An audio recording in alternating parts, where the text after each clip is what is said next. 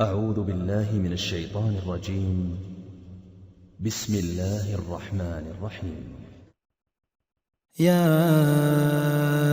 أيها المدثر قم فأنذر وربك فكبر وثيابك فطهر والرجز فاهجر ولا تمنن تستكثر ولربك فاصبر فإذا نقر في الناقور فذلك يومئذ يوم عسير على الكافرين غير يسير ذرني ومن خلقت وحيدا وجعلت له مالا ممدودا وبنين شهودا ومهدت له تمهيدا ثم يطمع أن أزيد كلا إنه كان لآياتنا عنيدا سأرهقه صعودا إنه فكر وقدر فقتل كيف قدر ثم قتل كيف قدر ثم نظر ثم عبس وبسر ثم أدبر واستكبر فقال إن هذا إلا سحر يؤثر إن هذا إلا قول البشر سأصليه سقر وما أدراك ما سقر لا تبقي ولا تذر لواحة للبشر عليها 19 وما جعلنا أصحاب النار إلا ملائكة وما جعلنا عدتهم إلا فتنة للذين كفروا ليستيقن الذين أوتوا الكتاب ويزداد الذين آمنوا إيمانا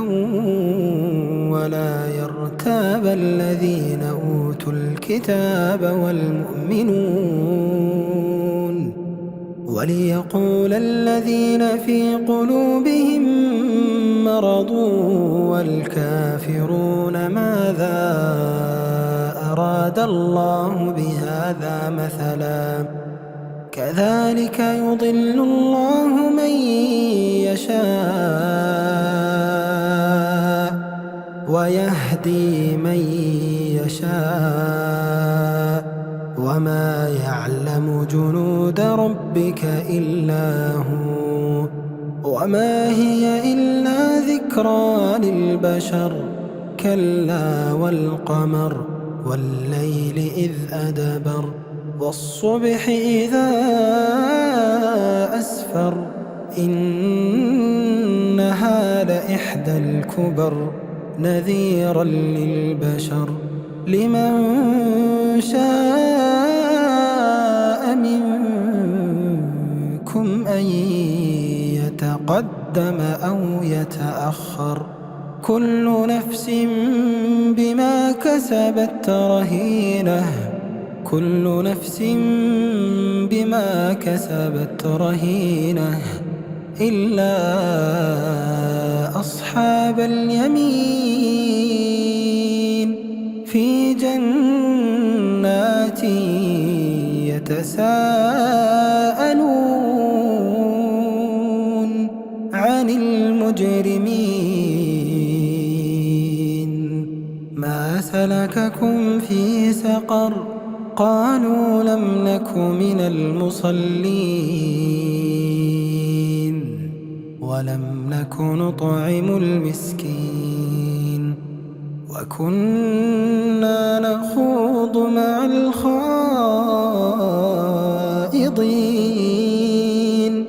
وكنا نكذب بيوم الدين